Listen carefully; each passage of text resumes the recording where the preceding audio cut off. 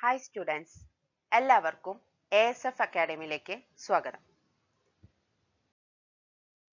ഇന്ന് നമ്മൾ ഡിസ്കസ് ചെയ്യാൻ പോകുന്നത് ഓൺട്രപ്രണർഷിപ്പ് ഡെവലപ്മെന്റിലെ ഒരു ഇമ്പോർട്ടൻറ്റ് പാർട്ടായ micro, small and medium enterprises എന്നുള്ള ടോപ്പിക്കിനെ കുറിച്ചിട്ടാണ്. ഇതിൽ ഈ ടോപ്പിക്കിന്റെ കുറച്ച് ഏരിയാസ്, മെയിൻലി എന്താണ് MSME എന്നും അതിന്റെ ഒബ്ജക്റ്റീവ്സ്, അതിന്റെ ഫീച്ചേഴ്സ് മാത്രമേ ഉള്ളൂ ഈ ഒരു വീഡിയോയിൽ പറയുന്നത്. ഇതിന്റെ importance and roles, limitations, steps ഒക്കെ വേറൊരു വീഡിയോയ്ക്ക് ഇടാം. എല്ലാം കൂടി ഒരു വീഡിയോയിൽ ഇട്ടാൽ ഒരുപാട് ലെങ്ത് കൂടിപ്പോകും, അതുകൊണ്ടാണ്. ഓക്കെ, നമുക്ക് സ്റ്റാർട്ട് ചെയ്യാം ഈ ഒരു വീഡിയോ. MSME ഡെവലപ്മെന്റ് ആക്ട് 2006 ആണ് നമ്മൾ ഇവിടെ പറയുന്നത്. MSMEനെ സപ്പോർട്ട് ചെയ്യാൻ വേണ്ടി വന്ന ഒരു ആക്ട് ആണ് MSME ഡെവലപ്മെന്റ് ആക്ട് 2006. ഈ ആക്ട് പ്രകാരം ഈ ആക്ട് കൊണ്ടുവന്നിരിക്കുന്നത് ഗവൺമെന്റ് ഓഫ് ഇന്ത്യ ആണ്. ഈ act facilitate the promotion and development of MSME and matters concerning therewith. അതിനോട് റിലേറ്റഡ് ആയ കാര്യങ്ങളും MSMEനെ സപ്പോർട്ട് ചെയ്യാനും അല്ലെങ്കിൽ അതിനെ ഡെവലപ്മെന്റ് ചെയ്യാനും വേണ്ടിയിട്ടുള്ള കാര്യങ്ങളാണ് MSME ഡെവലപ്മെന്റ് ആക്ട് 2006 പറയുന്നത്. For facilitating the promotion and development of MSME and matters concerned therewith, Government of India has passed the act. Okay, ഈ ആക്ടിന്റെ പർപ്പസസിന് വേണ്ടി സെൻട്രൽ ഗവൺമെന്റ് ഒരു ബോർഡിനെ സെറ്റപ്പ് ചെയ്തിട്ടുണ്ട്. ആ ബോർഡിനെ പറയുന്നതാണ് national board for MSME, micro, small, medium enterprises. Okay, for the purposes of this act, the central government shall set up a board known as the National Board for MSME. ഇതാണ് MSME Development Act 2006നെ കുറിച്ചിട്ട് പറയാനുള്ളത്. Okay, next നമുക്ക് definition നോക്കാം. നമുക്ക് ഇവിടെ definition രണ്ട് ടൈപ്പിൽ നോക്കാം. In the case of manufacturing enterprises, another one in the case of service enterprises. First നമുക്ക് മാനുഫാക്ചറിങ് എന്റർപ്രൈസസിന്റെ ബേസിൽ നോക്കാം ഡെഫിനിഷന്. ഓക്കെ, നമ്മൾ ഇവിടെ പറയും MSME പറയുമ്പോൾ micro, small, medium enterprises.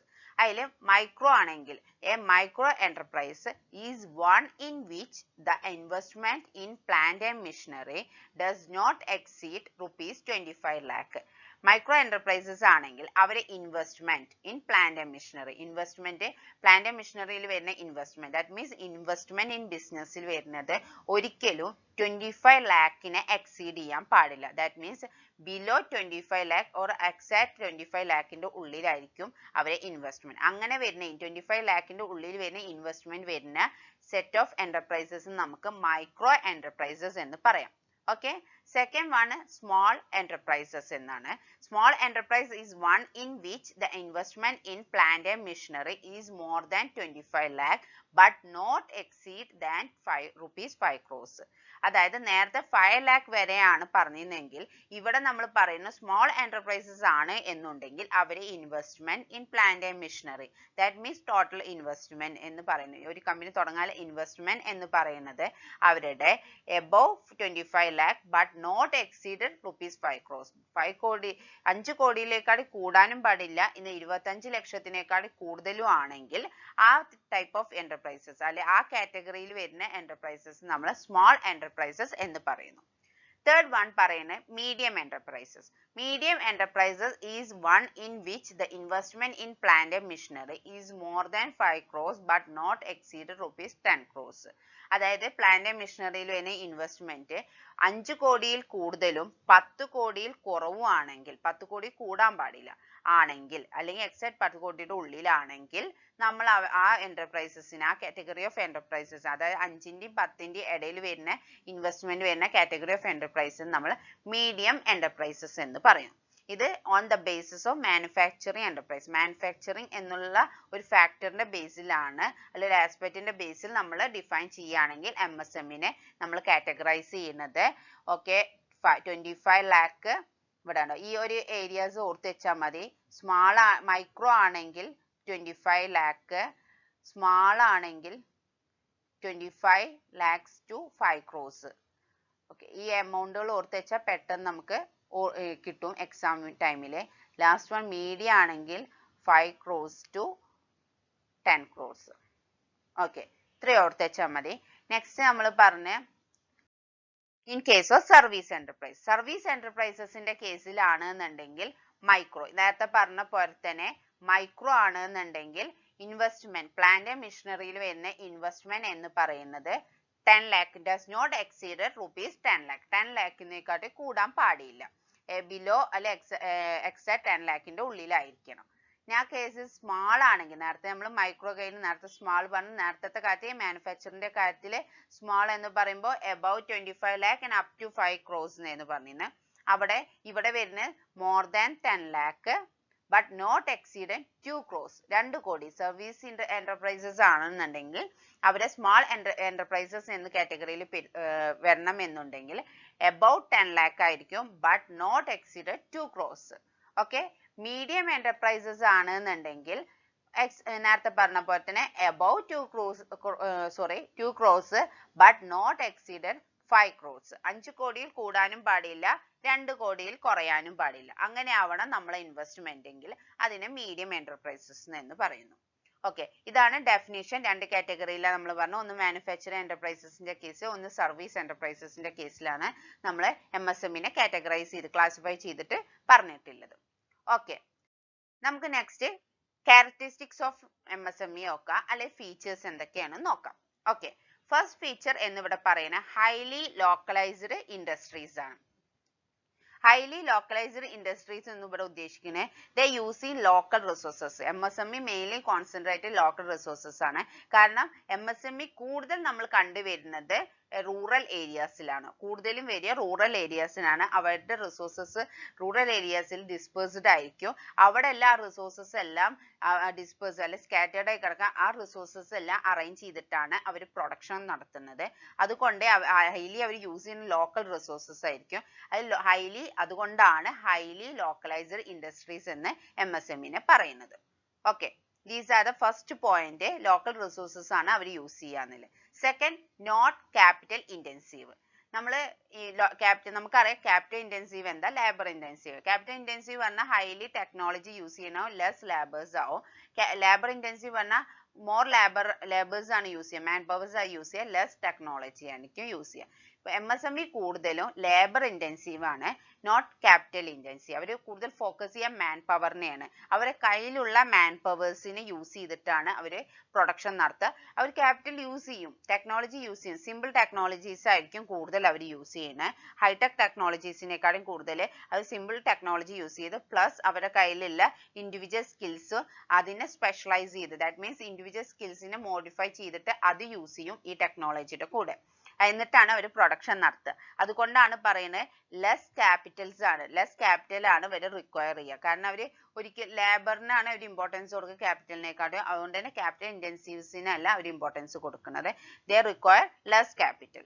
Okay, ഇതാണ് സെക്കൻഡ് പോയിന്റ് എന്ന് പറയുന്നത്. തേർഡ് പോയിന്റ് പറയുന്നത് catered to individual taste and preference. അവർ ഓരോ ഇൻഡിവിജ്വൽ ടേസ്റ്റ് ആൻഡ് പ്രിഫറൻസിന് ഇമ്പോർട്ടൻസ് കൊടുക്കുന്നുണ്ട്. കാരണം MSME പറയുമ്പോൾ തന്നെ നമുക്കറിയാം ഒരിക്കലും ഭയങ്കര ലാർജ് സ്കെയിൽ ബിസിനസ്സസ് അല്ല. ഇവരെ കസ്റ്റമേഴ്സ് എന്ന് പറയുന്നത് compared to large scale business limited ആണ്. അപ്പോൾ ഇവർക്ക് ഓരോ ഇൻഡിവിജ്വൽ ടേസ്റ്റ് ആൻഡ് പ്രിഫറൻസ് അറിയാൻ കഴിയും. ഇവർ കൂടുതൽ കസ്റ്റമൈസ്ഡ് ആയിട്ടാണ് കസ്റ്റമേഴ്സിന്റെ അടുത്ത് ബിഹേവ് ചെയ്യുക. ദാറ്റ് മീൻസ് ഓരോ കസ്റ്റമേഴ്സിന്റെയും ടേസ്റ്റ് പ്രിഫറൻസസ് അല്ലെങ്കിൽ അവരുടെ ഇൻഡിവിജ്വൽ നേച്ചർ എന്താ ഓരോ കസ്റ്റമേഴ്സിന് ഇവർക്ക് അറിയാം, ഈ MSME ഓൺടർപ്രണേഴ്സിന് അറിയാം. അപ്പൊ അത് ബേസ് ചെയ്തിട്ടാണ് ഇവർ അവരോട് മിങ്കിൾ ചെയ്യുക അല്ലെങ്കിൽ ബിസിനസ് നടത്തുക എന്ന് പറയുന്നത്. അതുകൊണ്ട് തന്നെ ഇവർക്ക് അതിനനുസരിച്ച് പേഴ്സണലൈസ് ചെയ്തിട്ട് അവരുടെ സർവീസസ് പ്രൊവൈഡ് ചെയ്യുക, കസ്റ്റമേഴ്സിന് സർവീസസ് പ്രൊവൈഡ് ചെയ്യാൻ കഴിയും. ഓക്കെ, ഇതാണ് തേർഡ് ഫീച്ചർ എന്ന് പറയുന്നത്. ഫോർത്ത് എന്ന് പറയുന്നത് എലിജിബിൾ ഫോർ ഗവൺമെന്റ് അസിസ്റ്റൻസ്. ഇവർ ഒരുപാട് ഗവൺമെന്റ് അസിസ്റ്റൻസിന് എലിജിബിൾ ആണ്. ലൈക്ക് ഫിനാൻഷ്യൽ അസിസ്റ്റൻസ് ആവാം, അഡ്വൈസേഴ്സ് ആവാം, കൺസൾട്ടന്റ് ആവാം, അല്ലെങ്കിൽ ഇൻസെന്റീവ്സ് ആവാം, സബ്സിഡീസ് ആവാം. ഗവൺമെന്റിന്റെ കയ്യിൽ നിന്ന് ഒരുപാട് അസിസ്റ്റൻസിന് ഇവർ എലിജിബിൾ ആണ്. കാരണം നമ്മുടെ ഗവൺമെന്റ് ഒരുപാട് സപ്പോർട്ട് ചെയ്യേണ്ട MSME ഡെവലപ്മെന്റിന്, MSME ഡെവലപ്മെന്റിനോ അല്ലെങ്കിൽ അതിന്റെ പ്രൊമോഷന് വേണ്ടിയിട്ട് ഒരുപാട് സപ്പോർട്ട് ചെയ്യുന്ന ഗവൺമെന്റ് സൈഡിൽ നിന്ന് പറയുന്നത്. അപ്പൊ പല ടൈപ്പ് ഓഫ് ഇൻസെന്റീവ്സ് ഇവർക്ക് പ്രൊവൈഡ് ചെയ്യും ഇവരുടെ ബെനിഫിറ്റിന് വേണ്ടിയിട്ട്. ഓക്കെ, ഇതാണ് തേർഡ് അല്ല ഫോർത്ത് പോയിന്റ് എന്ന് പറയുന്നത്. ഫിഫ്ത്ത് പോയിന്റ് പറയുന്നത് ഈസി ടു എസ്റ്റാബ്ലിഷ്. ഇത് എസ്റ്റാബ്ലിഷ് ചെയ്യാൻ വളരെ ഈസിയാണ്. കാരണം compare to large scale business ഇവർക്ക് ലീഗൽ ഫോർമാലിറ്റീസ് കുറവായിരിക്കും. ഓൾറെഡി പറഞ്ഞു ഗവൺമെന്റ് സപ്പോർട്ട് നന്നായിട്ടുണ്ട് MSMEs. അപ്പൊ MSME legal support government support ഇല്ലാണ്ട് legal formalities compare to that ഇവർക്ക് കുറവായിരിക്കും. they can be easily established without much legal formalities. Okay, next പറയുന്നത് flexible. Flexible എന്ന് ഉദ്ദേശിക്കുന്ന ഇവരുടെ they can be flexible. Okay, they are flexible to be a large extent. കാരണം economic conditions അല്ലെ social economic conditions change ചെയ്യുന്നതിനനുസരിച്ച് ഇവർക്ക് അതിനനുസരിച്ച് ഇവരെ industry അല്ലെ ഇവരുടെ ബിസിനസ് കൺസേൺ ചേഞ്ച് ചെയ്യാൻ കഴിയും. ഇവരുടെ ഓൾറെഡി അതിനൊരു വേറൊരു ഏരിയ എന്ന് പറയുന്നത് ഇവർക്ക് ക്യാപിറ്റൽ ഇന്റൻസീവ് കുറവാണ്. അതുകൊണ്ട് തന്നെ ഇവർക്ക് ചേഞ്ച് ചെയ്യാൻ കുറച്ചും കൂടി ബെറ്റർ ആയിരിക്കും മറ്റ് ലാർജ് സ്കെയിൽ ബിസിനസ്സിനെ അപേക്ഷിച്ച്. കാരണം ഇവരിൽ കൂടുതൽ ലേബേഴ്സ് ആണല്ലോ, അതുതന്നെ ലെസ് ക്യാപിറ്റൽ ആണ് ഇവർ റിക്വയർ ചെയ്യുന്നത്. അതുകൊണ്ട് തന്നെ കുറച്ചും കൂടി എളുപ്പമായിരിക്കും. എന്നിരുന്നാലും ഫ്ലെക്സിബിൾ ആണ് എന്നുള്ളത് വളരെ ഇമ്പോർട്ടന്റ് ആയിട്ടുള്ള ഒരു പോയിന്റ് ആണ്. സോഷ്യൽ കണ്ടീഷൻ അനുസരിച്ച് easily they can change their conditions. എന്തൊക്കെയാണോ സൊസൈറ്റിയിൽ വരുന്ന മാറ്റം അതിനനുസരിച്ച് അവരിലും ആ മാറ്റം കൊണ്ടുവരാൻ ഫ്ലെക്സിബിൾ ആയിരിക്കും. ഓക്കെ, സെവൻത് പോയിന്റ് എന്ന് പറയുന്നത് ഫ്രീ ഫ്രം റെഡ് ടാപ്പിസം. റെഡ് ടാപ്പിസം വളരെ കോമൺ ആയിട്ട് നമ്മൾ കാണുന്ന ഒരു കാര്യമാണ്. നമ്മൾ എന്തെങ്കിലും ഒരു ഗവൺമെന്റ് റിലേറ്റഡ് ആയിട്ടുള്ള കാര്യങ്ങൾ കാണുമ്പോൾ നമ്മുടെ ഫയൽ റെഡ് ടാപ്പിസ് ആവാറ്. ദാറ്റ് മീൻസ് നമ്മൾ നോർമലി പറയും ചുവന്ന ഷെഡിന്റെ ഉള്ളിൽ കെട്ടി നിൽക്കുക പറയും. അതായത് നമ്മളെ ഫയൽ മൂവ് ചെയ്യില്ല, അവിടെ കടന്ന് നമ്മൾ ഉദ്ദേശിക്കുന്ന ടൈമിൽ നമുക്കത് ടൈമിലി അത് അപ്രൂവലായി കിട്ടാതിരിക്കുക, അങ്ങനെയുള്ള കാര്യങ്ങളൊക്കെ വരിക, ഡിലേ ആയിക്കൊണ്ടിരിക്കുക. അങ്ങനെ MSMEയുടെ ഫയൽസ് അല്ലെ MSMEനോട് റിലേറ്റഡ് ആയിട്ടുള്ള കാര്യങ്ങൾ ഒരിക്കലും കുടുങ്ങിക്കിടക്കില്ല എന്നാണ് പറയുന്നത്. അതിന് വേണ്ട സപ്പോർട്ടും കാര്യങ്ങളും ഗവൺമെന്റ് ചെയ്യുന്നുണ്ട്. അതുകൊണ്ട് തന്നെ they are free from red tapism and bureaucratic handicaps. ഇതിൽ വരുന്ന ആൾക്കാരുടെ ഒരു നെഗറ്റീവ് കാര്യങ്ങളെല്ലാം നിന്നും ഇവർ ഫ്രീ ആണെന്നാണ് പറയുന്നത്. Last but not least lesser gestation period. ഈ gestation period എന്ന് ഉദ്ദേശിക്കുന്നത് എത്രത്തോളം എളുപ്പം, അതായത് period after which return on investment start. Normally ഒരു ലാർജ് സ്കെയിൽ ബിസിനസ്സിനെ അവർ ബിസിനസ് പ്രോജക്റ്റ് ഓൺ ചെയ്ത് കഴിഞ്ഞ് ബിസിനസ് സ്റ്റാർട്ട് ചെയ്ത് ആഫ്റ്റർ എ ലോങ് പീരിയഡ് ആയിരിക്കും അവരുടെ പ്രോഫിറ്റ് അല്ലെങ്കിൽ അതിന് റിട്ടേൺസ് അവർക്ക് വന്നുകൊണ്ടിരിക്കാറ്. പക്ഷെ കമ്പയർ ടു ദയർ MSMEയുടെ കാര്യത്തിൽ ഇവർക്ക് ഈ ഒരു പീരിയഡ് പറയുന്നത് ഷോർട്ട് ആയിരിക്കും. കാരണം ബിസിനസ് ഓൺ ചെയ്ത് കഴിഞ്ഞ് ഷോർട്ട് പീരിയഡിനുള്ളിൽ തന്നെ അവർക്ക് റിട്ടേൺസ് വരിക. കാരണം ഇവരുടെ ബിസിനസ് കമ്പാരിറ്റീവ്ലി അത്ര ഹൈ അല്ല. ഇവരിപ്പോൾ ചെയ്യുന്ന ഇപ്പോൾ ഒരു MSMEയിൽ പറയുന്ന ഒരുപാട് ടൈപ്പ് ഓഫ് ബിസിനസ് ഉണ്ട്. അപ്പോൾ അവരുടെ കസ്റ്റമേഴ്സ് ലിമിറ്റഡ് ആണ്, അവർ ചെയ്യുന്ന ബിസിനസ് ലിമിറ്റഡ് ആണ്. അപ്പോൾ അവർക്ക് റിട്ടേൺസും കമ്പാരിറ്റീവ്ലി എളുപ്പം. അവർ ചെയ്യുന്ന വിത്തിൻ ദാറ്റ് ലിമിറ്റിന്റെ ഉള്ളിൽ ചെയ്യുന്ന ബിസിനസ്സിന് അതിനനുസരിച്ച് റിട്ടേൺസ് പെട്ടെന്ന് കിട്ടിത്തുടങ്ങും. അതുകൊണ്ടാണ് ലെസർ ജസ്റ്റേഷൻ പീരിയഡ് എന്ന് ഉദ്ദേശിക്കുന്നത്. Okay, these are the characteristics അല്ലെ ഫീച്ചേഴ്സ് ഓഫ് MSME പറയുന്നത്. നെക്സ്റ്റ് നമ്മൾ ഇവിടെ നോക്കാൻ പോകുന്നത് ഒബ്ജക്റ്റീവ്സ് ഓഫ് MSME. ഓക്കെ, MSMEയുടെ ഒബ്ജക്റ്റീവ്സ് എന്തൊക്കെയാണ് നമ്മൾ നോക്കാൻ പോകുന്നത്. ഓക്കെ, ഫസ്റ്റ് പോയിന്റ് പറയുന്നത് MSME to increase employment opportunity, to provide increased employment opportunity എന്ന് പറയാം. ഓക്കെ, എന്തുകൊണ്ടാണ് ഇൻക്രീസസ് എംപ്ലോയ്മെന്റ് ഓപ്പർച്യൂണിറ്റി ആണ് നമ്മൾ ഓൾറെഡി പറഞ്ഞ ഫീച്ചേഴ്സിലുണ്ട്. അതിനുള്ള എക്സ്പ്ലനേഷൻ. ഇവർ ലേബർ ഇന്റൻസീവ് ആണ്. കൂടുതൽ ഇവർ ഫോക്കസ് ചെയ്യുന്ന മാൻ പവറിനാണ്, ക്യാപിറ്റൽ അല്ലെ ടെക്നോളജിനെക്കാട്ടിലും കൂടുതൽ. നമ്മൾ നോർമലി ലാർജ് സ്കെയിൽ ബിസിനസ് പറയുന്ന ഒരു ടെക്നോളജി, ഇപ്പോൾ ഒരു ലേബറിന് ഒരു ടെക്നോളജി വന്നു കഴിഞ്ഞാൽ ഇപ്പോൾ ഒരു അത്രയും ലേബേഴ്സിന്റെ എണ്ണം ഒരു ഹൈടെക് ടെക്നോളജീസ് കൊണ്ടുവരുമ്പോൾ ലേബേഴ്സിന്റെ എണ്ണം കുറയാണ്. പക്ഷെ ഇവർ ഹൈടെക് ടെക്നോളജീസ് യൂസ് ചെയ്യുന്ന കമ്പാരിറ്റീവ്ലി കുറവായതുകൊണ്ട് തന്നെ ഇവർക്ക് മാൻ പവർ ആണ് കൂടുതൽ വേണം. അപ്പോൾ MSME വരുന്നതിനനുസരിച്ചിട്ട് തന്നെ എംപ്ലോയ്മെന്റ് ഓപ്പർച്യൂണിറ്റീസും ഇൻക്രീസ് ചെയ്തുകൊണ്ടേയിരിക്കും. That is the first point. Second point എന്ന് പറയുന്നത് promote high production. Promote high production എന്ന് പറയുന്നത് they promote production of a large varieties of goods. നമ്മളുടെ ഇന്ത്യൻ മാർക്കറ്റിൽ നോക്കുകയാണെങ്കിൽ എബവ് 6000 പ്രോഡക്ട്സ് പ്രൊഡ്യൂസ് ചെയ്യുന്നത് MSME ആണ്. MSMEയുടെ കീഴിൽ വരുന്ന 6000 കൂടുതൽ പ്രോഡക്ട്സ് ഇന്ന് അവൈലബിൾ ആണ്. അതുകൊണ്ട് തന്നെ ഇവർ variety products, especially consumer products കേട്ടോ, കൺസ്യൂമർ പ്രോഡക്ട്സ് ഇവർ കൂടുതൽ ഫോക്കസ് ചെയ്യുന്നുണ്ട്. അവിടെ ഇവിടെയും പറയുന്ന ലേബർ ഫോഴ്സസ് ആണ് ഇവർ യൂസ് ചെയ്യുന്നതുകൊണ്ട് തന്നെ കൺസ്യൂമർ ഗുഡ്സിൽ ഇവർക്ക് കൂടുതൽ ഫോക്കസ് ചെയ്യാൻ പറ്റും. അപ്പോൾ കൂടുതൽ വെറൈറ്റി പ്രോഡക്റ്റ് പ്രൊഡ്യൂസ് ചെയ്യാനാണ് ഇവരുടെ നെക്സ്റ്റ് ഒരു ഒബ്ജക്റ്റീവ്. കാരണം MSME പ്രൊമോട്ട് ചെയ്യുക കൂടുതലും വെറൈറ്റി പ്രോഡക്റ്റ് പ്രൊഡ്യൂസ് ചെയ്യാൻ വേണ്ടിയിട്ടാണ്. അതുവഴി ഹൈ പ്രൊഡക്ഷൻ ഉണ്ടാക്കുക.